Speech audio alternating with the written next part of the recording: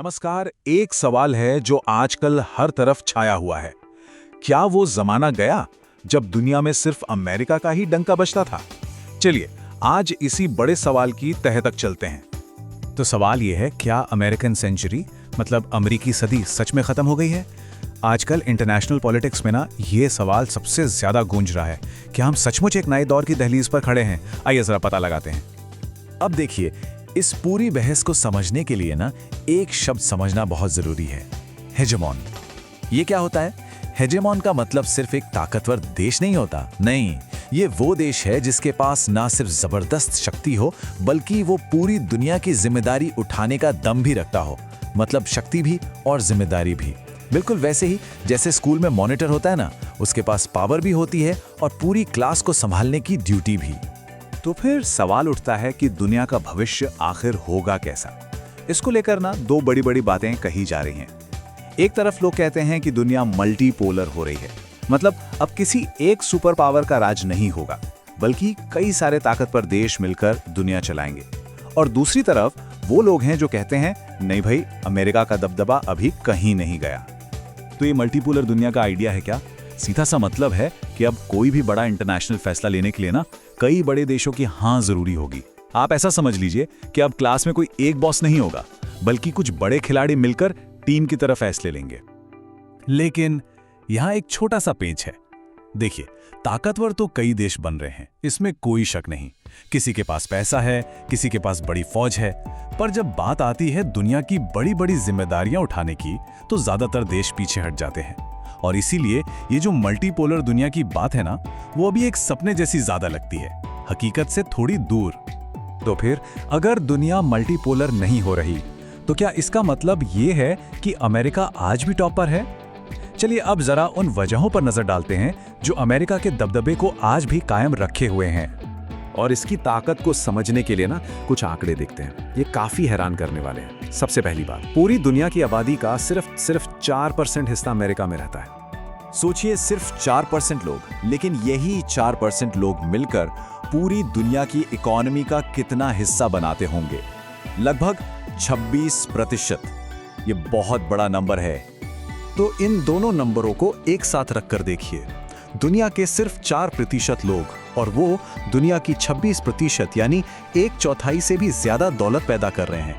ये दिखाता है अमेरिका की जबरदस्त इकोनॉमिक पावर, उसकी प्रोडक्टिविटी, जो उसे आज भी बाकी देशों से मीलों आगे रखती है।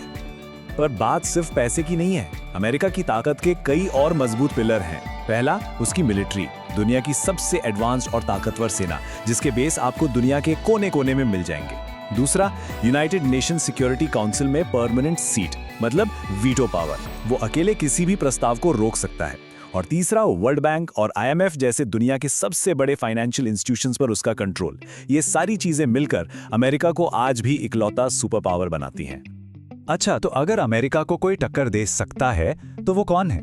जाहिर है सबकी नजरें एक ही देश पर हैं, चीन। पर बड़ा सवाल ये है कि क्या चीन सच में अमेरिका की जगह लेने के लिए तैयार है? देखिए, चीन की टोटल इकोनॉमी बहुत बड़ी है, ये सच है। लेकिन जब हम बात करते हैं प्रति व्यक्ति आय की, मतलब एक आम आदमी कितना कमाता है, तो कहानी एकदम पलट जाती है। एक एवरेज अमेरिकन एक एवरेज चीनी नागरिक के मुकाबले कहीं ज्यादा कमाता है। और ये दिखाता है कि डेवलपमेंट के मामले में दोनों देशों के बीच आज भी एक बहुत बड़ा गैप है। ये जो आप चार्ट देख रहे हैं ये इसी फर्क को दिखाता है। और ये कोई छोटा मोटा फर्क नहीं है, ये जमीन आसमान का अंतर है, जो दोनों देशों के लोगों की जिंदगी और उनकी खरीदने की ताकत पर सीधा असर डालता है। अब जरा चीन की अपनी अंदरूनी मुश्किलों पर नजर डालते हैं। वो कौन सी बड़ी बाधाएं हैं जो उसे दुनिया का नया बॉस बनने से रोक सकती हैं? चीन की शायद सबसे बड़ी चुनौती है उसकी अपनी ही आबादी। जो उसकी वन चाइल्ड पॉलिसी थी उसकी वजह से चीन की आबादी बहुत तेजी से बूढ़ी हो रही है। जरा सोचिए, 2050 तक चीन की लगभग 39% आबादी रिटायरमेंट की उम्र में होगी। इतने सारे बुजुर्ग लोग और काम करने वाले कम, ये किसी भी इकोनॉमी के लिए एक टाइम बॉम्ब जैसा है। और इस प्रॉब्लम को और भी ज्यादा बड़ा बना रहा है चीन का फर्टिलिटी रेट, मतलब बच्चों के पैदा होने की दर। किसी भी देश की आबादी को स्टेबल रखने के लिए ये रेट 2.1 होना चाहिए, पर चीन में ये सिर्फ 1.1 है, जो दुनिया में सबसे कम में से एक है। मतलब साफ है, बूढ़े हो रहे लोगों की जगह लेने के लिए नए जवान लोग ही नहीं आ रहे। ये चीन के फ्यूचर के लिए एक बहुत बड़ा खतरा है। और मुश्किलें सिर्फ यही नहीं हैं। चीन का जो एक्सपोर्ट पर आधारित इकोनॉमिक मॉडल है, वो अब दुनिया भर में मुश्किलों का सामना कर रहा है। वो दुनिया के टॉप टैलेंट को अपनी तरफ खींच नहीं पाता। उसकी चेकबुक डिप्लोमेसी, मतलब पैसों से दोस्त बनाने की जो पॉलिसी है, उससे भरोसा कम और शक ज्यादा पैदा होता है, और वो अपने पड़ोसियों से भी लगातार उलझा रहता है। तो अगर अमेरिका का दबदबा खत्म नहीं हो रहा और चीन पूरी तरह से तैयार भी नहीं है, तो फिर दुनिया का फ्यूचर कैसा दिखेगा? नई ग्लोबल हकीकत क्या है? तो देखिए, ज्यादातर एक्सपर्ट्स का मानना है कि दुनिया मल्टीपोलर नहीं बल्कि एक G2 वर्ल्ड बन रही है। G2 मतलब ग्रुप ऑफ टू। मतलब ये कि आने वाले वक्त में पूरी दुनिया की पॉलिटिक्स सिर्फ दो बड़ी ताकतों के इर्द गिर्द घूमेगी, अमेरिका और चीन।